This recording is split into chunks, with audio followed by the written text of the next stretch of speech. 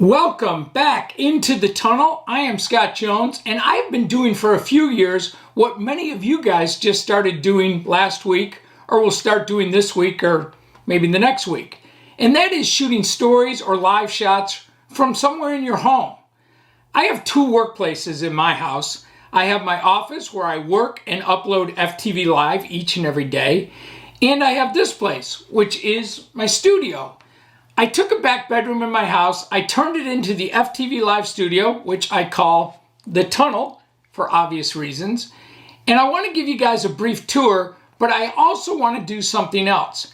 I want to start sharing some of your setups on FTVLive.com so others can see what you have done and maybe get some ideas. On Sunday's edition of FTV Live, I shared this story of how WVIT anchor Keisha Grant set up her home news set. Grant used an existing monitor on the wall, put in a shelf, a few books, and it looks really good. This is what the studio looks like behind the scenes, and this is what it looks like on air. Pretty damn good if you ask us. Anyway, if you have a home setup, take a couple pics, drop them in an email to ftvlive@gmail.com and send them my way.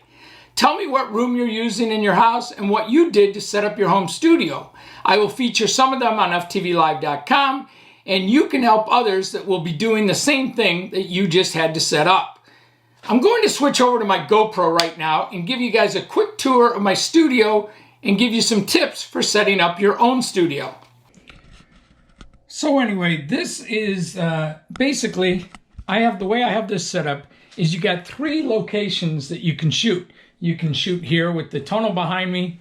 You can come over here and I can just spin the desk around. The desk, as you can see, is on wheels, and I can spin the desk around this way and I have this behind me, or I can come around this way and have the drones and the gear and stuff behind me. So it's giving you, three different looks in a very small space. I mean, let me back up and kind of just show you.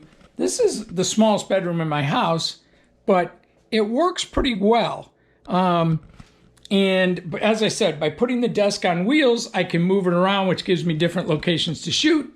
And right here is kind of the setup. So this is the setup that is shooting me. I put my camera here. Teleprompter, you can just download a teleprompter app off of the App Store and just put your script in there if you need to do that. And most important is if you're going to light yourself, you want to use something diffuse lighting. That way you can see you don't have harsh shadows on me, and it works good. I bought these lights. I have this light, and then I have other lights over here. But this light right here, I could set up two, which is probably the better way to do it. But by diffusing the lighting, it gives you a little bit softer of a look, and you don't have to have one of these lights. I bought these off Amazon. They were not expensive at all. But you could use a shower curtain, like a white shower curtain, or anything that will diffuse the light as it comes at you. That'll take away the shadows. But really, when you think about it, from my camera setup across my desk, it's, 3-4 feet. So it's not like you need a lot of space to set up. And I have tripods over here. But basically, I just use this little GorillaPod right here, set up on there. And it's perfect because, as you can see, the lens of the camera is just above the prompter. And because I wear sunglasses all the time, I don't have to worry about my eyes looking down at the prompter, because I can do this. I'm reading the prompter right now, but it looks like I'm looking at you. So that is a brief look at my setup. Make sure you send me a picture of your setups so I can share them on FTV Live, and let's help each other out. Speaking of helping out, this week I'm going to randomly pick some stations around the country and send lunch to the people in the station that are still, working in the newsroom. I know many producers, assignment editors, and others are still filing into the station. Hopefully, I can at least take care of your lunch. I'll pay for the lunch, but I ask you guys to tip the delivery person well.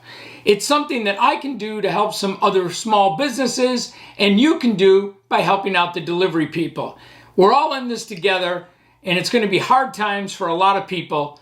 Let's try and help out where we can. That's going to wrap it up for me, and I'll see you guys on the next one. Later.